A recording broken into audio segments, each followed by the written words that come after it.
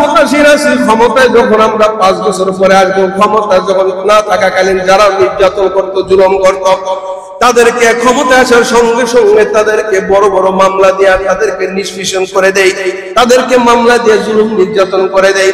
শুধু ওইগুলা তো করি বর্তমানে যারা আহলুল্লাহ, বর্তমানে যারা আহলুল্লাহ আল্লাহওয়ালা ডাকের কারণে আসমান ঠিক আছে, জমিন ঠিক আছে, কোরআন হাদিসের চর্চা ঠিক আছে, সাইকুল হাদিস ইবনে সাইকুল হাদিস আল্লামা মামুনুল হক সাহেব 37টা মামলা আজকে কত বছর, 3 বছরের বেশি আজকে কারাদণ্ড হইয়া তিনি আজকে সকাল 10টায় বের হইলেন।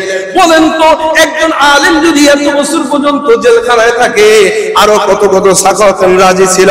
আবার আমাদের বড় বড় আলেম ওলামারা এখনো জেলবন্দী হয়ে আছে। যখন পর্যন্ত এই জুলুম নির্যাতন বন্ধ না হবে, আসমানের মালিক ততদিন পর্যন্ত আপনাদেরকে কষ্ট দিবে। বলেন ঠিক কিনা? আরো বড় আযাব আসবে। কেন আযাব হবে বলেন তো? একজন আরেকজনের উপরে জুলুম করার কারণে। কয় বছর? 7 বছর অনাবৃষ্টি, কোনো খানা পিনা নাই। ডাস্টবিনের ময়লা পোকা গুলা তালাশ করে খাইতো মুসা আলাইহিস সালামের ওই যুগের উম্মত গুলা, এই একজন আরেকজনের উপর জুলুম করার কারণে। 2 নম্বর হইল যদি মিথ্যা সাক্ষী দেয়। আজকে মিথ্যা সাক্ষী ভরপুর হয়ে গেছে দুনিয়ার ভেতরে। এই 2টা জুলুমের কারণে আজকে অনাবৃষ্টি শুরু হয়েছে। আজকে বৃষ্টির জন্য সারা দুনিয়ার মানুষ কান্নাকাটি আরম্ভ করতেছে, আলেম ওলামারা দোয়া করতেছে। আবার আমরা আলেম ওলামাদেরকে অপবাদ দেই। আলেম ওলামারা যদি ভালো হইতো, দোয়া করলে দোয়া কবুল হইতো, দোয়া কেন কবুল হয় না? আল্লাহ তাআলা তো আগেই বলে দিয়েছেন বন্ধু, আগেই বলে দিয়েছেন যে দোয়া করবা, দোয়া কবুল হবে না যতক্ষণ পর্যন্ত না জুলুম বন্ধ না করে, যতক্ষণ পর্যন্ত না সৎ কাজের আদেশ অসৎ কাজের নিষেধ না দেয়, ততক্ষণ পর্যন্ত এক সময় আসবে দোয়া করবে, দোয়া কবুল হবে না। এটার হলো মূল কারণ হলো যে আমরা জুলুমটাকে বেশি বাড়াই দিচ্ছি। এই জন্য মিথ্যা সাক্ষী আর জুলুম, এই 2টা জিনিস যদি আমাদের কন্ট্রোল হয়ে যায়, এটা যদি বন্ধ করে দেই, ইনশাআল্লাহ আজিজ রাসূলের আরেক হাদিস যে আমার বান্দারা যদি আমার ইতাআত করে, আমার বন্দেগী করে, তাহলে বান্দারা রাতের বেলা ঘুমিয়ে যাবে। রাতের বেলা আল্লাহ তাআলা বৃষ্টি দিয়ে তাদের ঘুমকে সুন্দর করবেন, ফসলকে ভিজিয়ে দিবেন, আর দিনের বেলা সূর্যের আলোকে এত সুন্দর করে দিবেন, স্বাচ্ছন্দ্যভাবে যেন তারা উপার্জন করতে পারে। এটা রাসূলের হাদিস, আল্লাহ তাআলা এই ব্যবস্থা করে দেন। বলেন সুবহানাল্লাহ। যদি আল্লাহ তাআলার ইবাদত বন্দেগী করে, আর যদি না করে, তাহলে আল্লাহ তাআলা এই গজবগুলা দিয়ে দিবেন। মেরে মুহতারাম ভাই, আল্লাহ তাআলা আযাব গজব আরো অনেক নাজিল করেছেন মুসা আলাইহিস সালাতু ওয়াস সালামের জামানায়। মুসা আলাইহিস সালাম ছিলেন দুর্বল, বড় অস্ত্র বাহিনী ছিল না, কিন্তু ফিরাউন বড় শক্তিশালী বাহাদুর ছিল। ফিরাউন যখন মুসা আলাইহিস সালামের উপর জুলুম শুরু করে দিল, তার কর্মীর উপর জুলুম শুরু করে দিল, আল্লাহ তাআলা দ্রুত শাস্তির ব্যবস্থা করে দিলেন। যেটা হইল মুসা আলাইহিস সালামকে যখন জুলুম করতে করতে যখন বিদায়ের এক প্রান্ত হয়ে গেল, মুসা আলাইহিস সালাম রাতে যখন দেশ ছেড়ে দেশান্তরিত হওয়ার জন্য রওনা আরম্ভ করে দিল, তখনও ফিরাউন কর্তৃক আযাব আর নির্যাতন যখন বন্ধ করলো না, পিছনে ধাওয়া করলো, আল্লাহ তাআলা বলেন না না না, আর দেরি সহ্য করা যায় না। আল্লাহ তাআলা তাড়াতাড়ি আযাব নাযিল করলেন। লোহিত সাগর দিয়া, নীল নদ দিয়া মুসা আলাইহিস সালামের বাহিনী পার হয়ে গেল, আর ফিরাউনদেরকে ওই পানির ভিতরে চুবায়ে চুবায়ে মারলেন জুলুমের কারণে। কথা বলেন ঠিক কিনা? এরপরে যখন মুসা আলাইহিস সালামের বাহিনী উপরে চলে গেল, মুসা আলাইহিস সালামের বাহিনী যখন আরো অনেক দিন পরে একজন আরেকজনের উপরে জুলুম শুরু করে দিলেন, নির্যাতন শুরু করে দিল, আল্লাহ তাআলা জুলুম নির্যাতনের কারণে মুসা আলাইহিস সালামের উম্মতের ভিতরে আল্লাহ তাআলা গজব দেওয়া শুরু করে দিলেন। কিছু কিছু বান্দারা যারা গজব, কিছু কিছু বান্দারা যারা জুলুম করত, আল্লাহ তাআলা তাদেরকে কাউকে বানর বানাইলেন, কাউকে শুয়ার বানাইয়া দিলেন। বলেন নাউজুবিল্লাহ। যখন ঈমানদাররা একজন আরেকজনের উপর কি শুরু করে দিল? জুলুম শুরু করে দিল, তখন তাদেরকে কি বানাই দিলেন? বানর আর শুয়ার বানাই দিলেন। এরপরে যখন মুসা আলাইহিস সালামের বাহিনীরা যখন বনি ইসরাঈলরা আরো গুনাহ আরম্ভ করে দিল, তাদের মহিলাদেরকে মারা আরম্ভ করে দিল। এই মহিলাদেরকে মারা আরম্ভ করার কারণে আল্লাহ তাআলা তাদেরকে এমন আযাব দিলেন 7 বছর পর্যন্ত এমন দুর্ভিক্ষ দিয়ে দিলেন। ওই দুর্ভিক্ষ দেওয়ার কারণে তারা খানা পিনা আসমানে এবং জমিনে খানা পিনা ছিল না। ডাস্টবিনের ময়লা উপর বাসনের ময়লা টোকায় টোকায় তারা পান করত। মুসা আলাইহিস সালামকে আল্লাহ জানায় দিলেন ওরা যদি আসমান উঠে যায়, ওরা যদি হাত লম্বা করে আসমানে উঠে যায়, চোখের পানি যদি শেষ করে ফেলে, ডাকতে ডাকতে যদি মুখের লালা পর্যন্ত শুকিয়ে যায়, তারপরও দোয়া কবুল হবে না যত পর্যন্ত না ওরা একজন আরেকজনের উপর জুলুম বন্ধ না করবে। আল্লাহু আকবার। শুধু এটা তাই না, ইব্রাহিম আলাইহিস সালাতু ওয়াস সালামের কাহিনী আপনারা শুনেন। ইব্রাহিম খলিলুল্লাহ যখন কুনতুম খায়রা উম্মাতিন উখরিজাত লিন-নাস তা'মুরুনা বিল মা'রুফ, যখন সৎ কাজের আদেশ দিয়েছিল, সৎ কাজের আদেশ যখন দিয়েছিল, ওই যে নমরুদ তাকে মারার জন্য অগ্নিকুণ্ড ব্যবস্থা করলো, অগ্নিকুণ্ডের ভিতরে ফালাইলো। আল্লাহ তাআলা বলেন না না, আমার আলেমের উপর যখন জুলুম শুরু করে দিলে আর সহ্য করা যায় না, আল্লাহ তাআলা ইব্রাহিম আলাইহিস সালামের জন্য আগুনকে ঠান্ডা বানাইয়া ফুলের বাগান বানাইয়া ওখান থেকে বের করলেন। আর ওই নমরুদকে একটা ল্যাংড়া মাশা দিয়া তার গজব দিয়া তাকে দুনিয়া থেকে বিদায় করে দিলেন। কথা বলেন ঠিক কিনা? এটা জুলুম, এটা জুলুমের কারণে হয়েছে। শুধু তাই না, মুসা আমার নবীজিকে মক্কায় থাকতে দেয় না জুলুমের কারণে, মক্কা থেকে বিতাড়িত করছে জুলুমের কারণে। আমার নবীজি মক্কা থেকে বিদায় হয়ে যাচ্ছেন, তারপর মক্কার মায়া ছাড়তে পারে না। এই জন্য কবির কবিতা লেখছেন, গজল লেখছেন, ওই মক্কাবাসী কাফের গণের জ্বালা যন্ত্রণায় হিজরাত করিতে নবী মদিনাতে যায়, হিজরাত করিতে নবী মদিনাতে যায়। ওই মক্কাবাসী কাফের গণের জ্বালা যন্ত্রণায় হিজরাত করিতে নবী মদিনাতে যায়, হিজরাত করিতে নবী মদিনাতে যায়। রাত্রি যখন গভীর হলো কাফেররা ষড়যন্ত্র করল, রাত্রি যখন গভীর হলো কাফেররা কি যে করিল, কিভাবে নবীকে যেন হত্যা করা যায়, হিজরাত করিতে নবী মদিনাতে যায়।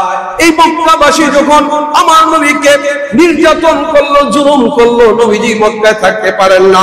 10 বছর পরে যখন 10,000 সৈন্য বাহিনী মক্কা বিজয় করে, এবার যখন আমার নবীজি প্রেসিডেন্ট হয়ে যখন মক্কার ভেতরে আসলো, এবার মক্কার ভেতরে আসার পরে সবাই আমার নবীজির পা ধরে আমাকে ক্ষমা করে দেন, ক্ষমা করে দেন। আমার নবীর নাম যদি রহিম রহমানুর, আল্লাহ হলেন রহমানুর রহিম, আমার নবী হলেন রউফুর রহিম, যদি আমার নবীকে না বানাইতেন আল্লাহ তাআলা আমার নবী সবাইকে হত্যা করে ফেলতেন। আল্লাহ রাসূল বলে দিলেন যাও যাও তোমাদের সবাইকে maaf করে দিলাম। সুবহানাল্লাহ। আমার নবী যে 10 বছর পরে বিজয় বেশে এসে maaf করে দিলেন।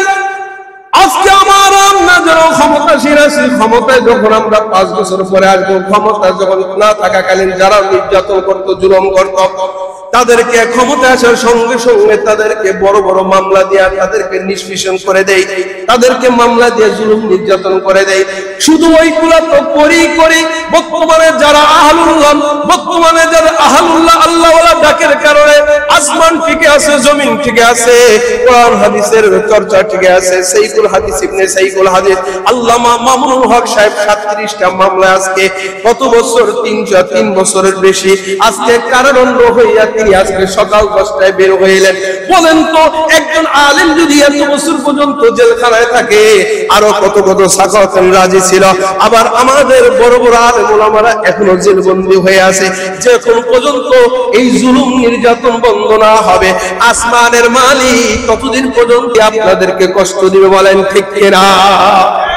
আরো বড় আযাব আসবে, আরো বড় বড় আযাব আসবে। তাহলে শুনেন, রাসূলুল্লাহ সাল্লাল্লাহু আলাইহি ওয়াসাল্লাম বয়ান করেন এই উম্মতের উপরে 15টা বদ অভ্যাসের কারণে আল্লাহ তাআলা আযাব দিয়ে থাকেন। আল্লাহ তাআলা আযাব নাযিল করেন এই উম্মতের উপরে 15টা খাসলাতের কারণে। 15টা অভ্যাস যখন মানুষগুলো আমভাবে করতে থাকে, আল্লাহ তাআলা এই উম্মতদেরকে বিভিন্ন ধরনের আযাব দিয়ে থাকেন। আল্লাহ পাক বলেন যাহারাল ফাসাদু ফিল বাররি ওয়াল বাহরি বিমা কাসাবাত আইদিন নাস লিইউযীকাহুম বা'দাল্লাযী আমিলু লাআল্লাহুম ইয়ারজিউন। আল্লাহ তাআলা বলেন বান্দা দুনিয়ার ভিতরে জলস্থলে যত বিপর্যয় ঘটে এই বান্দা তার হাতের কামাই। আল্লাহকে জিজ্ঞাসা করলেন মাওলা তুমি কেন এইগুলা আমাদের হাতের কামাই বুঝলাম কেন তুমি মাঝে মাঝে আযাব দিয়ে থাকো। আল্লাহ তাআলা বলেন আযাব তো আমি আখিরাতে রেখে দিয়েছি, তবে সামথিং কিছু আযাব আমি বান্দাদেরকে দিয়ে থাকি। আল্লাহ তুমি এই সামথিং ছোট এরকম ছোট ছোট আযাব যদি না দিতা আখিরাতে দিতা তাহলেই তো ভালো হইতো। আল্লাহ বলেন না না না লাআল্লাহুম ইয়ারজিউন, আমি বান্দার কৃতকর্মের কারণে মাঝে মাঝে আসমানের বৃষ্টি বন্ধ করে দিব, মাঝে মাঝে প্রচন্ড গ্রোথ দিব, মাঝে মাঝে এমন বেদি আমি ছড়াইয়া দিব। আল্লাহ বলেন লাআল্লাহুম ইয়ারজিউন, বান্দা যাতে করে তওবা করে আমার দিকে ফিরে আসে এই জন্য বান্দার আমি মাঝে মাঝে একটু আযাব দিয়ে থাকি। আল্লাহু আকবার বলেন। তাহলে আল্লাহ তাআলা আমাদেরকে একটু কষ্ট দেন, এটা কি কারণে? আমরা যেন পাপ কাজ থেকে ফিরে আল্লাহর দিকে ফিরে যাই। বলেন পাপ কাজ থেকে ফিরে কার দিকে ফিরে যাই? আল্লাহর দিকে। আল্লাহুম ইয়ারজিউন, আল্লাহ তুমি একটু না দিলে কি হইতো? আমি চাই ও যেন এবার এতটুকু দেওয়ার কারণে ও যেন আমার দিকে আবার ফিরে আসে। বলেন সুবহানাল্লাহ। মেরে মুহতারাম ভাইরা, এই আয়াতের তাফসীর আল্লাহ রাসূল সাল্লাল্লাহু আলাইহি ওয়াসাল্লাম তার কন্যার জামাই আলীকে ডাক দেয়া বলে আলী তুমি এই তাফসীরটা শোনো। ও আলী তুমি এই আয়াতের তাফসীরটা শুনে নাও। ও আলী তুমি যখন দেখবা তোমার গায়ে কোনো অসুখ বিসুখ হয়েছে, কোনো ব্যথা আঘাত পেয়েছো, কোনো বিপদগ্রস্ত হয়েছো, আলী তুমি মনে করবা এটা তোমার হাতের কামাই, তোমার কর্মের ফল। খবরদার খবরদার আল্লাহর উপরে তুমি এটাকে ন্যস্ত করবা না। তুমি মনে করবা এই বিপদটা আমার কারণে হয়েছে। তাহলে আমার যত বিপদ আমার কার কারণে হয়? আমার কারণে, আমার কর্মের কারণে। আমার কর্ম ভালো না এই জন্য আমাদের ফলটাও ভালো হয় না। সাহাবায়ে কেরামে আয়াত কেমনি বলতেন? ইমরান ইবনে হুসাইন রাদিয়াল্লাহু তাআলা আনহু, হুসাইন রাদিয়াল্লাহু তাআলা আনহু ছেলে হলো ইমরান। ইমরান একদিন এমন অসুস্থ হয়েছেন, মানুষ একটা ব্যথার আঘাতে এমন একটা প্রচন্ড ব্যথা পেয়েছেন। ইমরান ইবনে হুসাইন তার ছাত্র, তার সাহাবায়ে কেরাম তাবিঈনরা তাকে দেখার জন্য আসতেছে, আফসোস করতেছে হারে একটা ব্যথা ভাই আপনি এত কষ্ট পাইছেন, আফসোস করতেছে। ইমরান বিন হুসাইন বলে না না তোমরা আফসোস কইরো না, এটা হলো আমার কর্মের ফল। সুবহানাল্লাহ। হযরত আসমা রাদিয়াল্লাহু তাআলা আনহা একদিন মাথার ব্যথায় মাথার উপরে হাত রেখে রেখে খুব প্রচন্ড ব্যথায় ছটফট করতেছে, আর মানুষ আফসোস করতেছে আরে আসমা তোমার কত ব্যথা হইতেছে। আসমা বলে না না না এটা আমার হাতের কামাই, আমার ব্যথাটা আমার হাতের কারণেই হয়েছে, আমার গুনার কারণে হয়েছে, এটা আমার আল্লাহ তাআলা আমাকে এমনি এমনি দেন নাই। সুবহানাল্লাহ। তাহলে দুনিয়াতে যত গজব হয় কার কারণে হয়? আমাদের দুই হাতে কামাই। এবার আসেন আল্লাহ রাসূল সাল্লাল্লাহু আলাইহি ওয়াসাল্লাম বলেন 15টা বদ অভ্যাস যদি উম্মতের ভিতরে ছড়ায়া যায় তাহলে আল্লাহ তাআলার গজব নাযিল করবেন। এক নম্বর হইল গনিমতের মাল, নিজের মাল ভাইবা খরচ করতে আরম্ভ করে দিবে। 2 নম্বর গজব হওয়ার কারণ হইল আমানতকে গনিমতের মাল হিসাবে খরচ করতে থাকবে। একজন কিছু টাকা আমানত রাখছে, আমানতকে নিজের মাল হিসাবে তিনি খরচ করে ভাঙ্গা ফেলাইব। 3 নম্বর গজব আসার কারণ হইল যাকাতকে জরিমানা মনে করবে, যাকাতের সময় আনবে কিন্তু যাকাত দিবে না, এটাকে কষ্ট কষ্ট মনে করবে। আল্লাহ তাআলা কেন যাকাতকে দিতে বললেন? এই যাকাতকে জরিমানা যখন মনে করবে তখন এই উম্মতের উপরে গজব নাযিল হবে। 4 নম্বরে স্ত্রীর আনুগত্য করবে কিন্তু মা বাবার আনুগত্য করবে না। 4 নম্বরে স্ত্রীর আনুগত্য করবে, স্ত্রীকে খুব মানে 5 নম্বরে মা বাবার আনুগত্য করে না, মা বাবার কথার উপর ধমক দেয়, মা বাবার কথার উপরে আপত্তিকর উত্তর প্রশ্ন তুলে ফেলে, মা বাবাকে মানে না কিন্তু বউর কথা মানে, এই কারণে গজব আসবে। 6 নম্বরে বন্ধুদের সাথে ভালো আচরণ করবে কিন্তু পিতামাতার সাথে ভালো আচরণ করে না। 6 নম্বর বন্ধুদের সাথে যারা ভালো আচরণ করে। 7 নম্বরে যারা পিতামাতার সাথে দুর্ব্যবহার করে, এর কারণে আল্লাহ তাআলা পৃথিবীতে আযাব নাযিল করে দেন। 8 নম্বরে মসজিদে হট্টগোল করবে, যেই সমস্ত মুসল্লিরা আইসা মসজিদে হট্টগোল আরম্ভ করে দিবে, এটা ঠিক নাই, ওটা ঠিক নাই, হুজুর আপনি কি করেন, হুজুর আপনি মুয়াজ্জিন কি করে, মুসল্লি ভালো না, কমিটি ভালো না, হুজুর আরেকজনের দুধ ধরা শুরু করে হট্টগোল শুরু করে দিল। এই হট্টগোল যখন মসজিদে শুরু হয়ে যাবে, আল্লাহ তাআলা বলেন আসমানে গজব নাজিল হওয়া শুরু হয়ে যাবে। 9 নম্বরে সমাজের নিকৃষ্ট লোকেরা সমাজপতি করবে। সমাজের নিকৃষ্ট লোকেরা যখন নেতা হয়ে যাবে, আসমানি গজব দুনিয়ার ভেতরে আসা বর্ষণ করে দিবে। সমাজের নেতা কোনো ভদ্র ফ্যামিলির লোক এখন পাওয়া যায় না। সমাজের নেতা কোনো ভালো শ্রেণীর জ্ঞানী লোক পাওয়া যায় না। সমাজের কোন নেতা এখন পর্যন্ত শিক্ষিত লোক পাওয়া যায় না।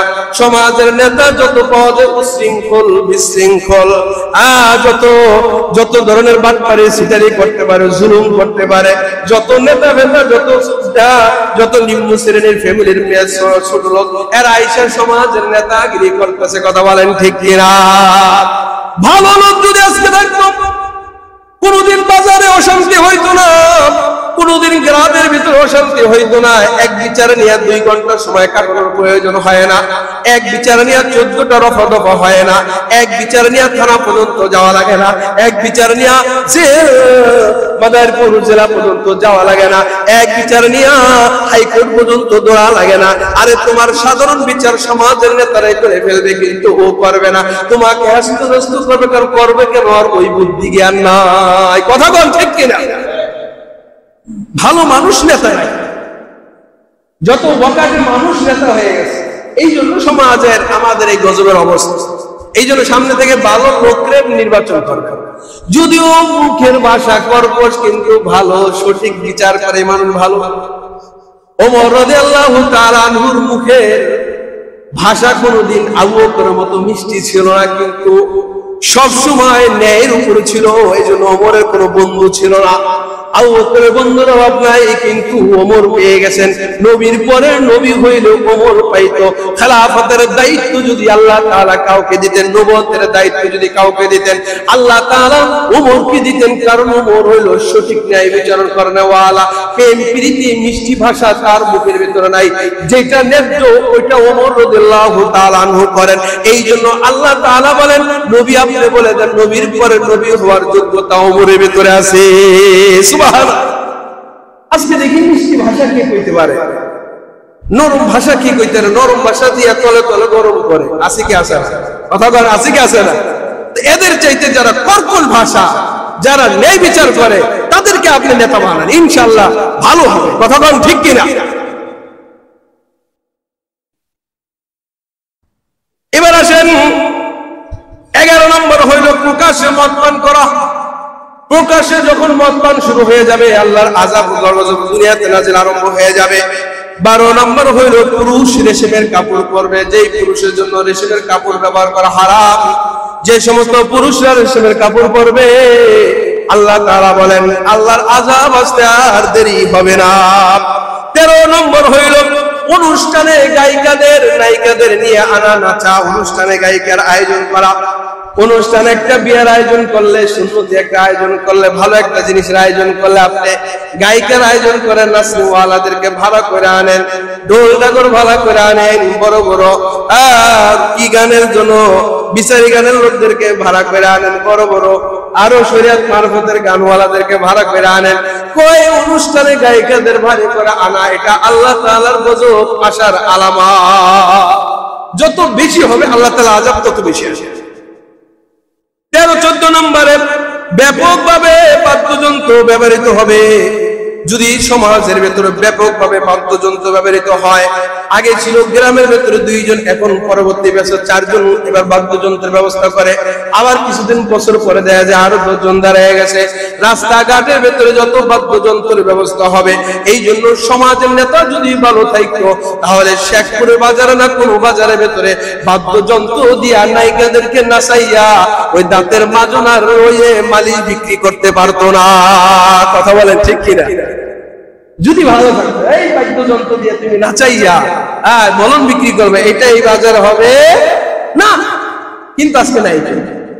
এবার আসেন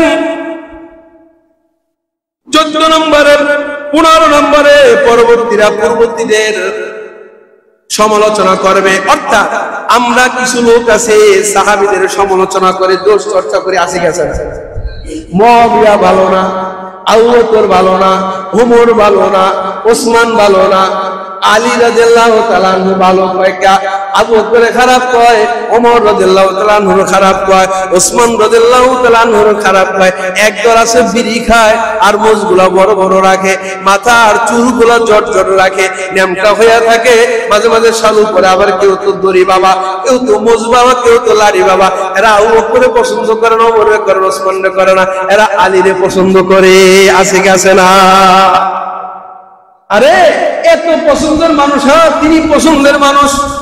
আবু বকর যদি পছন্দের মানুষ হইতেন, আল্লাহ তাআলা আবু বকরকে আবু নবীর বন্ধু বানাইতেন না, প্রথম খলিফা বানাইতেন না। কথা বলেন ঠিক কিনা?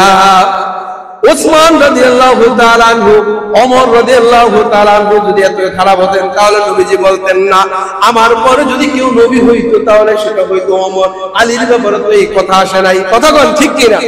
চারজনই ভালো, কারো ব্যাপারে কোনো দোষ চর্চা করা যাবে না। যারা দোষ চর্চা করবে এই শ্রেণীর মানুষের জন্য আল্লাহর আযাব পৃথিবীর ভিতরে নাজিল হবে।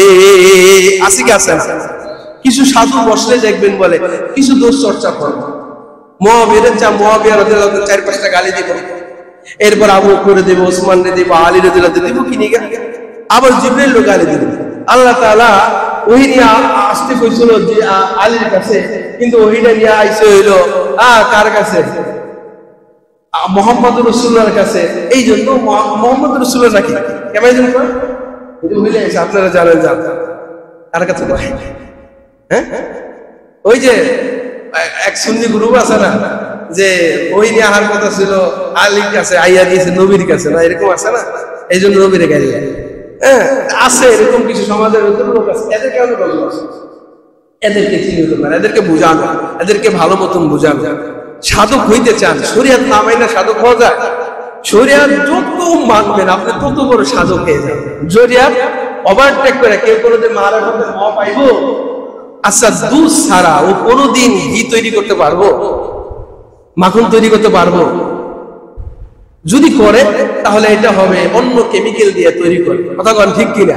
আর কেমিক্যাল স্বাস্থ্যের জন্য উপকারী না ক্ষতিকারী?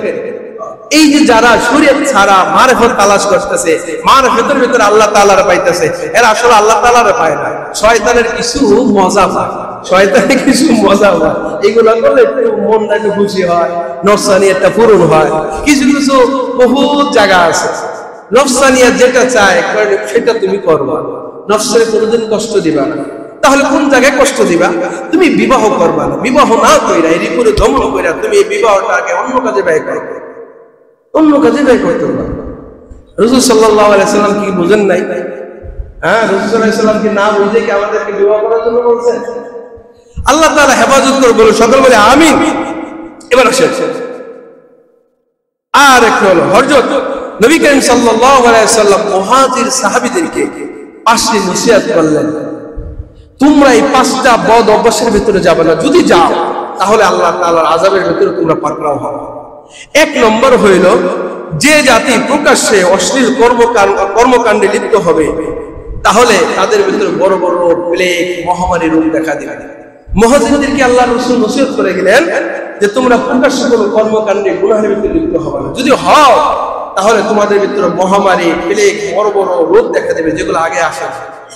2 নম্বর রাসূল নসিহত করলেন, যে সম্প্রদায় মাপে কম দেয় তারা সুখ, তারা দুঃখ কষ্ট, রাষ্ট্র প্রধানের জুলুমের নির্যাতনের শিকার হবে। যেই জাতি মাপে কম দিবে, মাপে একটু কম দিবে, 1 পয়েন্ট হতে পারে, 1 পয়েন্টও যদি কম দেয় তাও সে কম দিল। যে জাতি ওজনে কম দিবে, রাসূলুল্লাহ সাল্লাল্লাহু আলাইহি সাল্লাম বলেন দুঃখ কষ্ট এবং রাষ্ট্র প্রধানের নির্যাতনের শিকার হবে। আমরা যে নির্যাতিত হচ্ছে এটা আমাদের কারণে।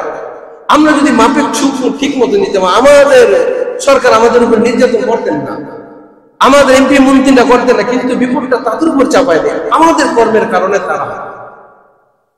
3 নম্বরে, যারা যাকাত না দিবে, যেই জাতি যাকাত না দিবে আল্লাহ তাআলা তাদের জন্য বৃষ্টি বন্ধ করে দেবে। বলেন ঈদ না দেওয়ার কারণে ঈদের পর থেকে খরা, ঈদের পর থেকে খরা, রমজানের ভেতরে যদি জাকাতটা ঠিক মতন দিত, হাদিস শরীফের ভাষ্য অনুযায়ী আল্লাহ তাআলা বৃষ্টি বন্ধ করতেন। আল্লাহ তো বলেন না আল্লাহ তাআলা বৃষ্টি বন্ধ করতেন। তাহলে বোঝা গেল কি, যারা বড় লোক আছে তারা ঠিক মতন জাকাত দেয়, যদি জাকাত দিত আল্লাহ তাআলা বৃষ্টি দিত। জাকাত না দেওয়ার কারণে একমাত্র কারণ হলো বৃষ্টি বন্ধ করে দেওয়া। তাহলে বৃষ্টি বন্ধর একমাত্র মূল কারণ হলো জাকাত না দেওয়া। এখন আপনি যদি জাকাতটা প্রতি বছর ঠিকঠাক মতন আদায় করেন, তাহলে কোনদিন এই বৃষ্টি বন্ধর নামাজ আর পড়া লাগবে না, এত কান্নাকাটি করা লাগবে না। আল্লাহ তাআলা নিয়মিত বৃষ্টি দিবে, রাতের বেলা বৃষ্টি দিয়ে আপনাকে আরামের ঘুম দিবে না, হাদিস শরীফের কথা। 4 নম্বরে, যারা আল্লাহ রাসূলের সঙ্গে অঙ্গীকার ভঙ্গ করে তারা শত্রু কর্তৃক আক্রান্ত হবে। যারা আল্লাহ রাসূলের সঙ্গে যারা অঙ্গীকার ভঙ্গ করে, রূহের জগতে আল্লাহর সাথে যে অঙ্গীকার করে আসসালাম, রাসূলের সাথে যে অঙ্গীকার করছে আল্লাহ রাসূলকে মানি না, এই অঙ্গীকার যারা ভঙ্গ করবে, আমরা শত্রু কর্তৃক খালি আমরা নির্যাতিত হবে, আক্রান্ত আমরা হবই হব। এই জন্য আমাদেরকে যদি কোনো জাতি আমাদের উপরে মারে, এই যে দেখেন ফরিদপুরের মধুখালীতে মন্দিরে আগুন, এটাকে কেন্দ্র করে 2 মুসলিম ভাইকে পিটিয়ে হত্যা করে ফেললো। পৃথিবীর ভিতরে 5% হিন্দু, সে মুসলিম 2 ভাইকে হত্যা করে ফেললো। আসল ঘটনা না জেনে কে আগুন লাগাইলো না ধরতে পেরে। এটা কি কারণ? এটার কারণ হইল আমরা আল্লাহ রাসূলের সঙ্গে অঙ্গীকার যেটা আবদ্ধ হয়েছিলাম সেটা না থাকার কারণে। তাহলে পৃথিবীর মধ্যে কোনো বাতিল, পৃথিবীর ভিতরে কোনো বাদশা, যত জালেম বাদশা হোক না কেন, মুসলমানের উপরে হাত উঠানো তো দূরের কথা, চোখ উঠানোর কোনো সাহস পাবে না। কথা বলেন ঠিক কিনা? আজকে আমাদের কারণে আমি আল্লাহর মানি না, আমি রাসূলের ইতাআত করতে পারি না, এই কারণে আমাদের উপর আজকে হিন্দুরা আজকে আমাদের উপর 2 ভাইকে হত্যা করে ফেললো। আজ পর্যন্ত কোন মুসলমান হিন্দু ভাইরা মারে না, প্রশ্নে আসে না। মুসলমান হিন্দুরা আমাদের মেহমান, আমাদের মুসলমান যারা মেহমান, তাদেরকে তাদের সম্মান, তাদের রাষ্ট্রীয়ভাবে তাদের আপনার জান প্রাণ রক্ষা করার দায়িত্ব আমাদের। আজকে তারাই আমাদের উপর চড়াও হয়ে মাইরে ফেললো। এটা আমাদের কারণ, আমরা আল্লাহ রাসূলকে ছেড়ে দিয়েছি। 5 নম্বরে, যারা অন্যায় কার্যকলাপ বিধিবিধান জারি করে তারা পারস্পরিক আত্মীয় কলহে আক্রমণ হবে। যারা অন্যায় কার্যকলাপ বিধিবিধান জারি করে, এটা আমাদের সমাজভাবে হতে পারে, ফ্যামিলিগতভাবে হতে পারে, রাষ্ট্রীয়ভাবে হতে পারে। যেই কাজটা শরীয়তে সমর্থন দেয় না, ওই কাজটাকে সরকারে বা আপনার নেতারা এটাকে জারি করবে। কথার কথা, এক বাচ্চা হলেই ভালো হয়, 2 বাচ্চার বেশি নয়। এই যে 2 বাচ্চার বেশি নয়, আল্লাহ তাআলা তার তাকদীরের ভিতরে 5টা 10টা বাচ্চা লিখে রেখেছিলেন। কিন্তু এই 2 বাচ্চার বেশি নয়, 3 বাচ্চা 4 বাচ্চা নিলে যদি এরকম মামলা খাইতে হয়, 18 বছর আগে বিবাহ দিতে পারবে না, সে অন্যান্য গুনার কাজ করতে পারবে কিন্তু বিবাহ হইতে পারবে না। এই যে অন্যায় কাজগুলা যদি জারি করে, তাহলে পারস্পরিক আত্মকলহে আক্রমণ হব আমরা। এই পারস্পরিক ভাবে আমরা আত্মকলহের ভিতরে, দ্বন্দ্বের ভিতরে, আমরা ঝগড়াঝাটির ভিতরে লিপ্ত হয়ে যাব। এটা আল্লাহর গজব হয়ে যাবে। এই জন্য দেখা গেছে সবাইরে মানতে পারি কিন্তু আত্মীয় স্বজনকে মানতে পারি না, সবাইরে মানতে পারি কিন্তু চাচাদেরকে মানতে পারি না, সবাইরে মানতে পারি কিন্তু ভাই বোনেদের মানতে পারি না। তাহলে এটা আমাদের এই কারণে। এই জন্য আমরা যদি সৎভাবে আল্লাহ রাসূলের যে আইন প্রয়োগ করে গেছেন, এই আইন ভাবে যদি আমরা বাস্তবায়ন করে ফেলি, তাহলে ইনশাআল্লাহ সমাজের ভিতরে, রাষ্ট্রীয়ভাবে আমাদের ভিতরে ইনশাআল্লাহ সুখ শান্তি চলে আসবে। সকল বলেন ইনশাআল্লাহ। অনেক আলোচনা আর যাব না, এখানে একটা কথা আনছে। নবী করিম সাল্লাল্লাহু আলাইহি ওয়াসাল্লাম বলেন, আমার উম্মত যখন আলেম ওলামাদের উপর জুলুম শুরু করে দিল তাহলে কি হবে? তো এটা করলে জুলুম করবে, হাট বাজার সুন্দর করবো, হাদিসের কথা। হাট বাজার রাস্তাঘাট খুব সুন্দর করবো, কিন্তু আলেম ওলামাদের উপর জুলুম করবো। তাহলে তওবার প্রতি, তাকওয়ার প্রতি কোনো খেয়াল করবো না, ওনার কামনি করবো, নেত্রী কি কইছে এটা নিয়ে তুফান করবো, কে কতটা শান্তি থাকুক না থাকুক ওটা দেখার বিষয় তার না। আমার নেত্রী যা বলছে এটা 100 করবো, কারো কোনো পরোয়া নাই। দুনিয়ার মানুষ সব ভুললাই যাক, ওদিকে তাকানোর কোনো সময় নাই তার। হাট বাজার ঝাঁক জমক করবে, কিন্তু তাকওয়ার দিকে কোনো খেয়াল করবে না। যদি এরকম করে তাহলে আল্লাহ তাআলা পৃথিবীর ভিতরে দুর্ভিক্ষ দেখা দিবে এবং রাষ্ট্র প্রধানের জুলুম শুরু হয়ে যাবে। 3 নম্বর হবে শরীয়ত বিধিবিধানের খেয়ানত শুরু করে দিবে। 4 নম্বরে শত্রুর আক্রমণ আমাদের উপর অচিরেই চলে আসবে। তাহলে আমরা সর্বশেষ একটা ফিনিশিং পাইলাম, যদি কোনো দল আলেমদের উপরে জুলুম করে, বাজার ঘাট সুন্দর করে, তাকওয়ার প্রতি খেয়াল না রাখে, তাহলে আল্লাহ তাআলা 4টা বিপদ দিবেন। 1 নম্বর হলো দুর্ভিক্ষ দিবেন, 2 নম্বর হলো রাষ্ট্রপ্রধানের জুলুম আমাদের উপরে বেড়ে যাবে, 3 নম্বর হলো শরীয়ত বিধিবিধানের খেয়ানত করতেই থাকবে, 4 নম্বর হলো শত্রুর আক্রমণ আমাদের উপর অচিরেই আসবে।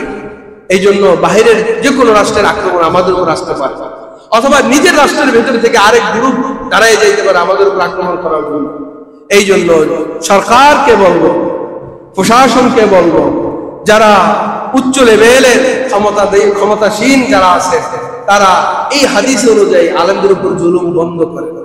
যদি বন্ধ না করেন, আপনার একা পাবেন না এই শাস্তি, আপনাদের কারণে পুরা জগতের মানুষ, নিরীহ মানুষগুলো শাস্তিতে ভোগ করবে। আল্লাহ তাআলা আপনাকে আমাকে উক্ত কথাগুলোর উপর আমল করার তৌফিক দান করে, সকল বলে আমিন। আল্লাহ তাআলা আপনাকে আমাকে আলেম ওলামাদেরকে শ্রদ্ধা এবং তাকওয়ার প্রতি আমাদের যত্নবান হওয়ার তৌফিক দান করে, সকল বলে আমিন। আল্লাহ তাআলা বৃষ্টি দিবেন ইনশাআল্লাহ। আপনারা কান্নাকাটি বাড়াইয়া দেন, আপনারা বেশি বেশি তওবা করেন ইনশাআল্লাহ। আল্লাহ তাআলা আমাদের আমলকে কবুল করুন। ওয়া আখিরু দাওয়ানা আলহামদুলিল্লাহি।